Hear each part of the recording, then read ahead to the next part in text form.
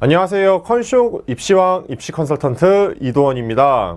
오늘 여러분들과 함께 할 주제는 이제 특목고로 향하는 생활기록부 방향성 및 전략입니다. 그러니까 그 전에 제가 지난번 라이브 영상 이제 녹화본으로 올려드렸는데 그 영상 속에서 이제 자유학년제와 자유학기제에 대해서 좀 디테일하게 이야기를 드렸는데 이제 많은 분들이 또 궁금해 하시더라고요. 그래, 중1 학생들 같은 경우는 자유학년제와 자유학기제 어떻게 보내는지 이제는 알겠어요, 선생님.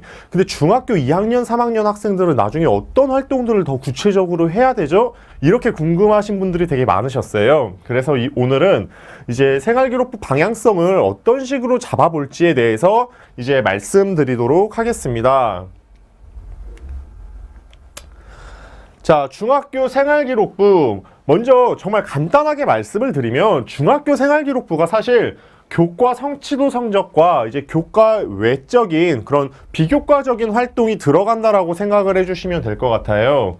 근데 여기만 봤을 때 뭐 고등학교 자녀분들을 이렇게 있으신 분들은 아실 거예요. 사실 교과 성적과 교과의 비교과 활동이 들어간 거 고등학교 생기부랑 굉장히 유사한데? 네, 맞습니다. 제가 누누이 말씀드리지만 고등학교 생활기록부와 중학교 생활기록부의 작성법이라든지 뭐 영역 부분들에 있어서 겹치는 부분들이 굉장히 많고 또 대학들이 평가하는 요소들과 고등학교 입학 담당관들이 평가하는 요소들이 굉장히 좀 유사한 부분이 있기 때문에 오늘 제가 그 요소적인 부분들을 다 말씀드릴 거예요.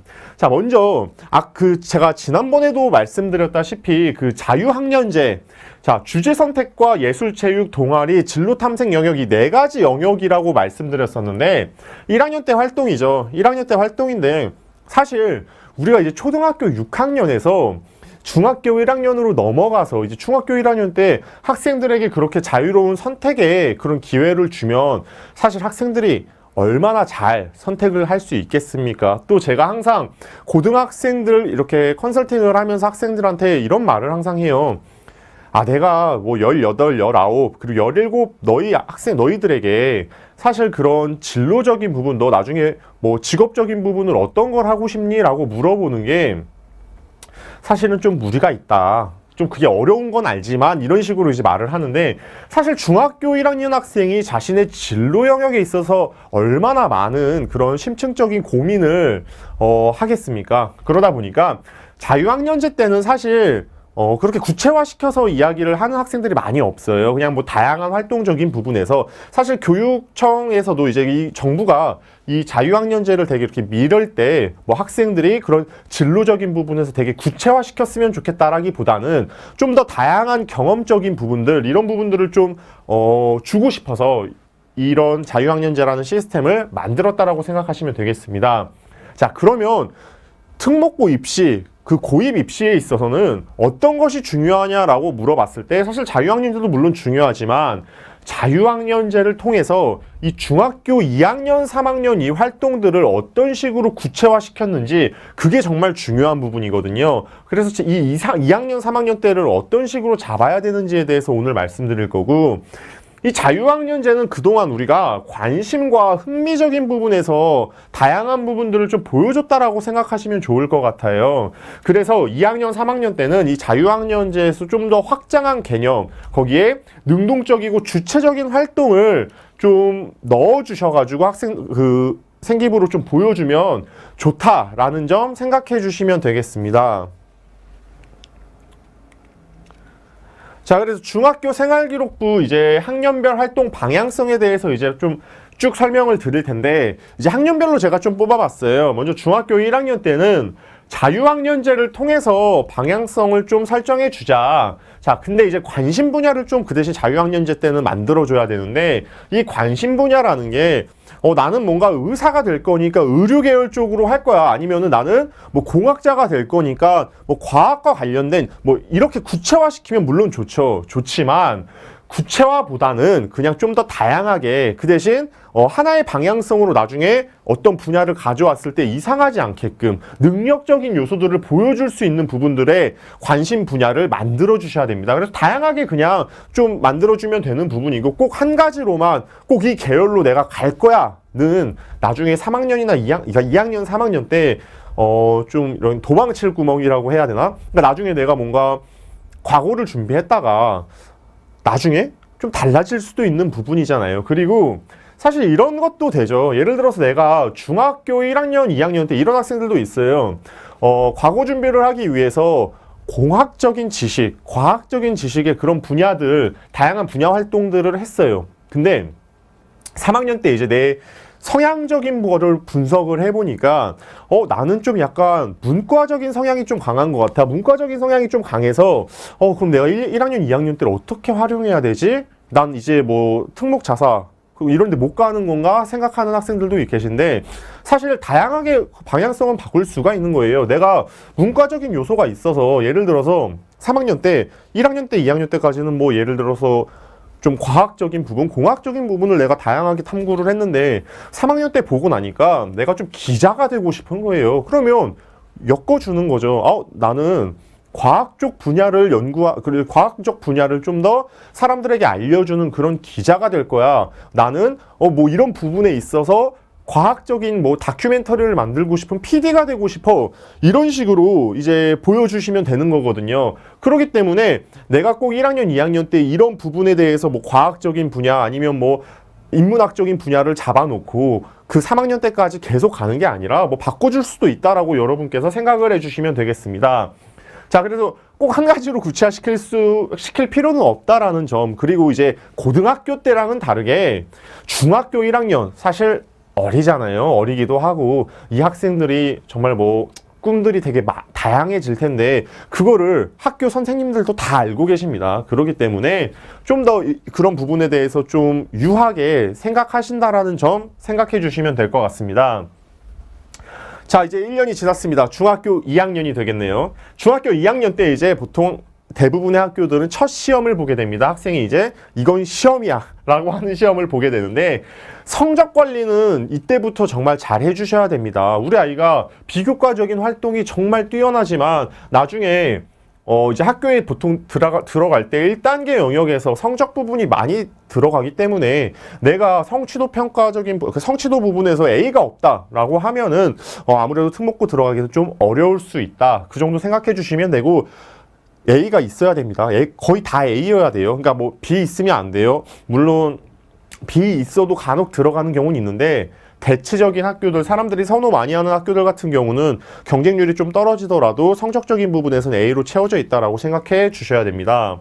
자, 그래서 성적 관리 꼭 필수로 들어가야겠고 학생들이 첫 시험을 치르는 거기 때문에 중학교 1학년 때 시험적인 부분들을 본 적이 없어요. 뭐 수행평가적인 부분으로서 요소를 보고 아니면 뭐 단원평가적인 부분에서 학교마다 조금씩은 다르게 진행이 되는데 실제적으로 첫 시험을 처음 보다 보니까 익숙하지 않기 때문에 잘 못하는 경우도 있고 또 진도적인 부분을 잘 못 따라가서 뭐 학원이라든지 이런 부분을 도움을 안 받아가지고 물론 도움 안 받아도 공부 잘 할 수 있습니다. 근데 대체적으로 학원을 다니면서 이런 그 교과 과정의 그 속도를 좀 맞춰주면 아무래도 좀 부드럽게 풀어나갈 수가 있기 때문에 첫 시험 정말 이거 중요하거든요. 사실 고등학교 같은 경우도 고등학교 첫 시험 성적 내신 등급이 3학년 때까지 간다라는 이야기도 사실은 많이 해요. 근데 중학생들도 마찬가지거든요. 그러니까 첫 시험 굉장히 중요하다라는 점 생각해 주시고 사실 어느 단체든지 간에 그 뭔가 학년들, 그 기수들의 꽃이 있지 않겠습니까? 자, 그랬을 때 보통 저는 고등학교의 꽃은 어디냐? 전 2학년이라고 생각을 해요. 왜냐면 3학년은 공부하기 바쁘고 고등학교 1학년 같은 경우는 뭐 아는 게 없기 때문에 좀 더 그런 게 있다라고 하면 고등학교 2학년이 좀 학교도 1년 다녀보기도 했고 또 뭐 공부도 다 해봤고 어느 정도 학교 흐름들 그리고 이제 선생님들도 다 아니까 그 학교의 꽃이 2학년이 되겠죠. 자, 중학생들도 마찬가지입니다. 제가 살짝 제 자랑을 살짝 하자면 제가 자랑이죠. 제가 이제 교원 자격증이 있다 보니까 학생들 상대하러 교생 실습도 다녔었는데 혹시 이거 보고 있는 선생님 지금 입시에 대해서 컨설팅하고 있다. 자, 중학교 2학년 학생들 같은 경우가 제일 활발해요, 학교에서. 그냥 꽃이라는 거죠. 그러다 보니까 이 학생들 같은 경우 되게 능동적인 능력들을 어필할 수가 있어요. 예를 들면 동아리라든지 학생회에 들어가서 우리 아이가 리더십적인 부분 또는 뭐 학생들을 끌어당기는 그런 뭐 소통적인 능력들 그런 부분들을 생기부에서 되게 보여줄 수가 있거든요. 그러니까 1학년 때는 뭐 자세하게 뭐 들어가지 못했던 부분의 영역들을 2학년 때는 좀 더 리더십 있게 끌고 갈 수가 있다 정도를 생각해 주시면 되고, 자, 1학년 때 제가 관심 분야 만들어 놓으라고 했죠. 근데 이제 굳이 한 가지로 구체화시킬 필요는 없다 했는데 이제 2학년 때는 어느 정도의 내가 갈피는 잡아줘야 됩니다. 그래서 자유학년제를 통해서 내가 진로적인 부분에 대해서 구체화를 시키고 그 분야에 대해서 좀 더 심층적인 그런 탐구 활동들이 이루어져야 됩니다. 뭐 실험적인 요소가 있을 수도 있겠고 보고서적인 요소가 있을 수도 있겠고 또 독서 활동인 영역이 있을 수가 있겠죠. 자, 그렇게 해서 또 1년이 지납니다. 중학교 3학년이 됐습니다. 자, 3학년 때는 어느 정도 이제 시험도 많이 받고 성적 관리도 어느 정도는 할 수 있겠죠. 자, 그 텐션 그대로 이루어져서 성적 관리는 계속 해주셔야 됩니다. 더군다나 보통 이제 학생들을 평가할 때 3학년의 요소들을 더 평가하는 학교들이 있어요. 그런 학교들 때문에 3학년 성적 관리 정말 중요합니다. 자, 그리고 이제 학생이 3학년쯤 되면 대부분의 특목고를 진학하고 싶어 하는 학생들은 3학년 때 보통 자신의 이제 학교를 어느 정도는 구체화를 시켜 놓습니다. 그렇기 때문에 자신이 어느 학교를 가고 싶은지 그 학교별 맞춤 관리가 들어가야겠죠. 그래서 그 학교 방향성에 맞는 비교과 활동이라든지 또 그 학교만의 뭐 자소서 그리고 면접은 사실 준비하기는 뭐 당장 3학년 초에는 어렵지만 나중에 지원하고 나서 이제 면접 기간 때 면접까지도 준비를 해주시는 게 아주 베스트입니다. 그래서 원하는 학교별로 맞춤 관리가 3학년 때는 들어가 주셔야 된다 정도 생각해 주시면 되겠습니다. 아, 선생님, 그럼 학년별 활동 방향은 알겠어요. 근데 뭐 이 정도만 가지고 어떻게 알아요? 제가 뭔가 주도적으로 우리 학교는 뭐 중학교는 이런 스타일이고 뭐 옆에 중학교는 이런 스타일인데 다 다를 수 있잖아요. 그래서 제가 중학교 생활기록부에서 어떤 요소를 보여주면 좋은지 5대 요소를 뽑아왔습니다. 저는 특목고 진학하는 학생들 생활기록부를 보게 되면 이 5대 요소 다 들어가 있거든요. 그러니까 5대 요소 중심적으로 써주면 특목고 진학하는 데는 무리가 없다. 그렇게 생각해 주시면 되겠습니다. 물론 교과적인 거 외 활동에서의 5대 요소를 말하는 겁니다. 뭐 성취도 A는 당연히 필수고. 자, 이 5대 요소의 1번 학업 능력입니다. 학생이 어찌됐든 간에 대학이든 고등학교든 좀 정상적이지 않은 학생들, 그러니까 좀 비정상적인 공부 엄청 잘하는 학생들을 사실은 선호하겠죠. 그런 영역들이 이제 학업 능력인 요소입니다. 또한 우리 학교 들어오면 아무래도 좀 더 심층적이고 탐구적인 활동을 할 텐데 이 학생이 우리 학교 들어왔을 때 못 따라오면 그러면 아무래도 학교 입장에서는 좀 더 마이너스적인 요소가 있겠죠. 그 마이너스적인 요소라는 건 뭐 그 학생이 우리 학교 졸업생으로 뭐 망신을 준다 뭐 이런 마이너스가 아니라 우리 아이가 학업 능력이 좀 이렇게 낮아져가지고 학교에서 따돌림을 당하거나 또는 뭔가 학교 생활하는데 그런 동기부여를 받지 못하면 그것 또한 학교 교육의 입장에서는 안 되는 일이거든요. 그러니까 학업 능력적인 요소가 중요하다라는 점, 이거 꼭 어필이 되셔야 됩니다. 그 어필되는 것도 제가 뒤에 다양한 활동들을 통해서 어떤 활동을 하면 어떤 능력을 보여줄 수 있는지까지 예시로 제가 보여드렸으니까 이 영상 보고 계시는 분들은 뒤에까지 계속 봐주시면 되겠습니다. 자, 두 번째, 이 5대 요소의 두 번째 능력은 이제 진로에 대한 방향성입니다. 사실 이 5대 요소는 제 주관적인 생각으로 제가 만든 거기 때문에 진로의 방향성으로 말씀드리는 게 좋을까 아니면 진로 설계적인 요소로 들어가면 좋을까 했는데 이제 뭔가 진로 설계적인 요소로 제가 키워드를 잡아버리면 뭔가 너무 딱딱한 느낌이 들어서 진로 방향성 정도가 좀 다양한 분야에서 어울릴 수 있겠다라고 해가지고 제가 진로 방향성이라고 잡았습니다. 자, 이 진로의 방향성에 대한 이야기는 말 그대로 이 단어가 굉장히 직접적으로 보여주고 있죠. 내가 어떠한 진로에 있어서 어떠하게 활동을 하겠다라는 그런 방향성적인 부분들을 생활기록부에 녹여주시면 되는 겁니다. 그 활동적인 부분들은 제가 뒤에서 또 보여드릴 텐데 세 번째는 발전 가능성입니다. 고등학생들 같은 경우는 제가 설명을 할 때 4대 요소라고 설명을 해드립니다. 거기에 뭐 부가적인 능력들은 들어가는데 발전 가능성이라는 요소는 학업 능력과 마찬가지로 고등학교와도 마찬가지겠죠. 사실 고등학교의 4대 요소랑 비교를 해보자면 학업 능력은 학업 능력에 해당이 될 것이며 진로 방향성 같은 경우는 사실은 전공적 합성에 해당되는 내용이겠죠. 자, 발전 가능성은 발전 가능성이고 인성 영역은 당연히 인성 파트에 들어갑니다. 근데 중학교 같은 경우는 자기주도성 같은 경우를 부각을 시켜줘야 됩니다. 이 학생이 우리 학교에 왔을 때 어떻게 자기주도적으로 활동할 수 있는지. 그래서 간혹 특목고를 보낸 이제 학부모님들 같은 경우는 우리 아이 그렇게 공부 열심히 안 하고 물론 잘하긴 했는데 이게 그 여러분들이 말하는 그냥 특목고에 갈 학생들 성적인가? 뭐 이렇게 말씀하시는 분들이 있는데 사실 그 학생들 같은 경우는 이 자기주도적인 능력이 굉장히 뛰어나요. 그리고 사실 중학교 때 이 자기주도적인 능력이 뛰어난 학생들 같은 경우가 우리가 특목고에 가서 정말 공부를 잘할 가능성이 높겠죠. 자, 그래서 아무튼 다시 진로 방향성에 대해서 이야기를 좀, 발전 가능성 이야기하고 있었구나. 자, 발전 가능성에 대한 이야기를 좀 하자면, 발전 가능성은 우리가 그냥 보고, 야, 발전 가능성 이렇게 한번 맞춰볼래는 할 수가 없습니다. 사실 이 나머지 4가지의 영역들, 그리고 다양한 활동들의 요소들이 묶여진 것을 보고 이 학생의 발전 가능성이 있는지 없는지 정도로 파악을 할 수 있는 겁니다. 그러니까 즉, 다시 얘기하면 중학교 1학년 때 학생한테 발전 가능성 우리 한번 맞춰보자는 말이 안 된다라는 거죠. 그 대신 이제 놓고 봤을 때, 이 학생들이 이런 요소들을 뭔가 심층적으로 탐구를 했다. 그것도 발전 가능성이 있을 수 있습니다. 1학년 때는 독서 활동을 별로 하지 않았던 친구가 2학년 때 뭔가 독서적인 활동에 대해서 학교에서 그런 프로그램적인 거를 이수를 해서 2, 3학년 때 독서를 되게 많이 했어요. 다양한 부분에서 했어요. 자, 이것도 발전 가능성이라고 볼 수가 있는 거겠죠. 자, 그러한 부분들이고, 자, 인성적인 요소는 사실 이 중학교적에서의 인성은 뭐 소통 능력도 있지만 가장 부각시켜야 될 부분이 리더십입니다. 사실 중학생 같은 경우는 뭐 거기에 뭐 나쁜 말이라든지 당연히 나쁜 말 별로 안 들어가 있겠죠. 근데 좀 투박한 말들은 들어갑니다. 생활기록부에.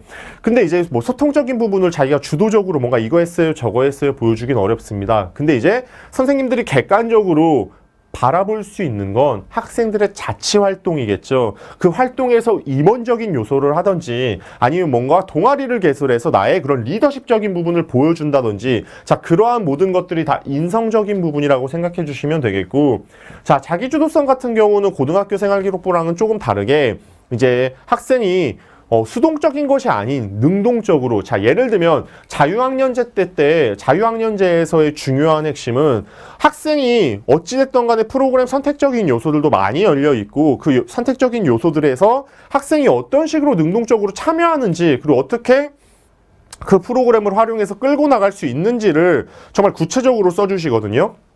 자, 그럼 구체적으로 써주실 때 그런 자기주도적인 그런 능력적인 요소들을 잘 보여주실 수가 있겠죠.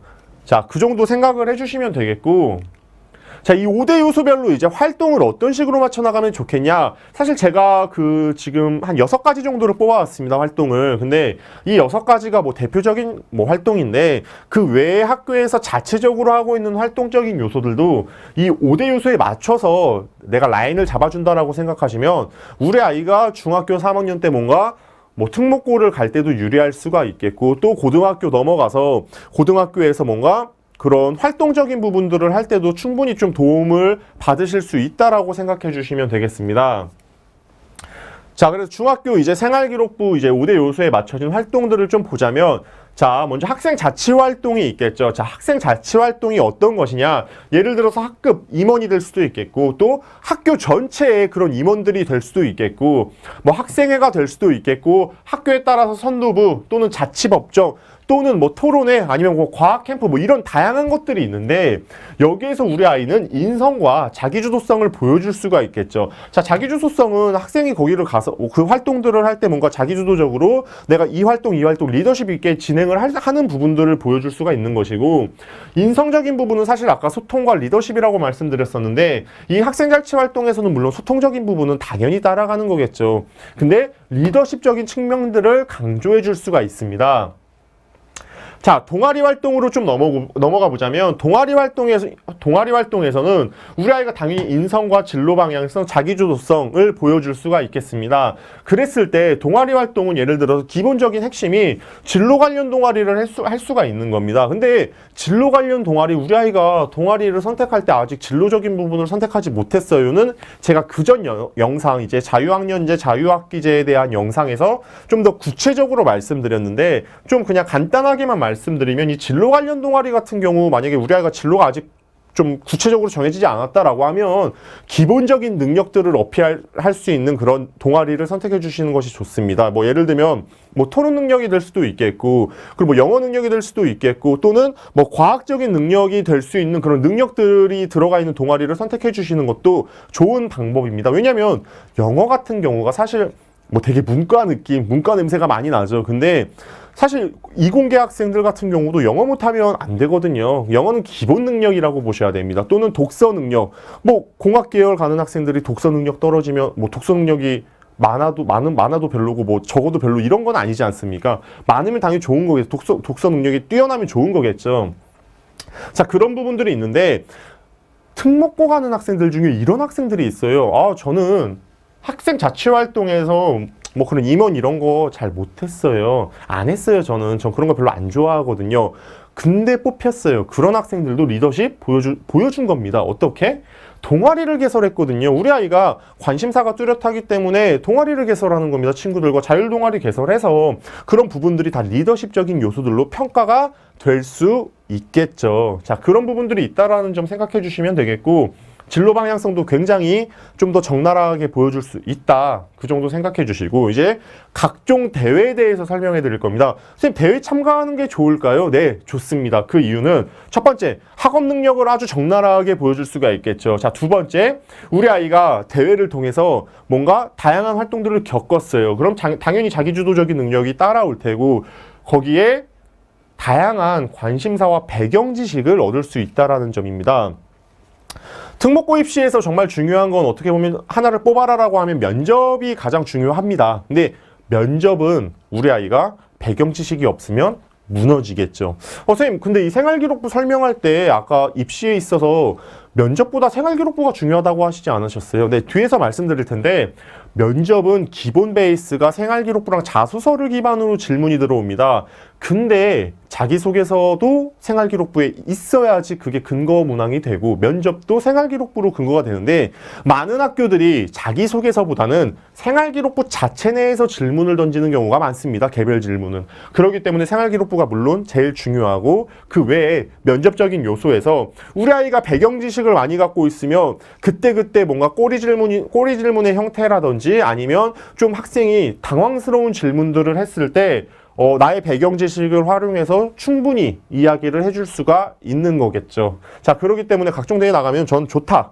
그 정도 생각해 주시면 되겠고, 이제 봉사활동 말씀드리겠습니다. 선생님, 봉사활동 몇 시간 해야 돼요? 네, 몇 시간 해야 된다. 뭐 시간이 많아. 물론 많으면 좋겠죠. 하지만 봉사활동의 핵심은 지속성입니다. 여기선 인성적인 부분을 확인할 수가 있겠고, 여기에 이제 우리가 봉사활동에서는 이제 스토리적인 부분, 내용적인 부분이 봉사활동에 좀 더 들어간다라면 우리 아이가 진로 방향성조차도 설명해 줄 수가 있겠네요. 자, 예를 들면 통역 관련한 봉사활동을 했어요. 그럼 우리 아이가 어학 관련된 그런 능력적인 요소를 보여줄 수가 있겠죠. 자, 양로원 봉사활동을 통해서 우리 아이가 왜 우리 할머니, 우리 할아버지는 치매에 걸리셨는데 이 치매에 대해서 난 연구를 하고 싶어를 주제로 잡았습니다. 자, 그렇게 된다면 우리 아이가 양로원 봉사활동을 통해서 뭔가 그 할머니들을, 그리고 할아버지들, 이제 치매에 걸리신 분들을 만나면서 뭐 치매가 어떻게 하면 낫는다라는 걸 알 수는 없지만, 거기 봉사활동을 하다 보니 우리 같은 젊은 학생들이 와가지고 봉사활동을 하면서 할머니들이 기뻐하시는 모습을 보면서 그런 뭔가 그 호르몬적인 그런 요소가 나와가지고 할머니의 그런 치매적인 부분이 되게 늦춰졌다. 뭐 이렇게 분석을 할 수도 있는 거겠죠. 자, 그렇게 봉사활동 같은 경우는 스토리로도 엮을 수가 있는 겁니다. 근데 이런 스토리 사실은 엮지 않아도 좋아요. 엮지 않아도 좋은데, 이런 부분들은 그냥 지속성. 우리 아이가 1학년 때부터 뭔가 봉사활동을 쭉 해왔으면 그걸 그냥 써주시는 겁니다. 이거 뭐 입시에 반영돼요, 안 돼요? 반영되고 안 되고를 떠나서 학생이 그 봉사활동을 1학년 때부터 3학년 때까지 지속해서 해왔다라고 하면 면접 때도 뭔가 이야기를 할 수 있는 영역들이 많겠죠. 그렇기 때문에 이런 영역들 같은 경우는 중요하게 좀 생각해 주셔야 됩니다. 그러니까 시간보다는 지속성이다. 그렇게 생각해 주시면 되겠고, 자, 제가 너무나도 사랑하는 이 독서 활동 영역. 자, 독서 활동은 너무너무 제가 사랑하는데 그 이유가 제가 아까 말씀드린 이 5대 요소를 다 넣을 수가 있어요. 이 독서 활동은 다 보여줄 수가 있는 거죠. 그래서 진로 방향성이라든지 학업 능력, 자기주도적, 그리고 뭐 인성적인 부분까지도 뭔가 어필을 할 수 있는데 어떤 책들로 어필을 하나요? 사실 막 어떤 책들로 어필하나요? 해서 뭐 책 권수부터 중학생 특목고가 꼭 읽어야 하는 책 몇 권 이렇게 정해져 있어요. 근데 저는 그런 거 반대거든요. 아니, 학생이 책을 읽는데 그게 뭐 정해놓고 읽는 겁니까? 그냥 학생 자기 본인에 맞춰서 개별적인 이야기 라인을 빼는 거지. 거기에 맞춰서 그게 수준이 낮든 뭐 적든 분야별로 다양하게 읽어주시는 게 되게 중요합니다. 거기에 자신이 뭔가 탐구하고자 하는 그런 관심 분야가 하나 정해져 있다. 내가 진로 방향성이 정해져 있다라고 하면 거기에 맞춰진 책들도 읽어주면 굉장히 좋겠죠. 저는 독서활동, 중학교 독서활동 같은 경우는 많으면 좋다라고 생각합니다. 그 대신 진짜 읽으셔야 됩니다. 고등학교 때랑은 좀 달라요.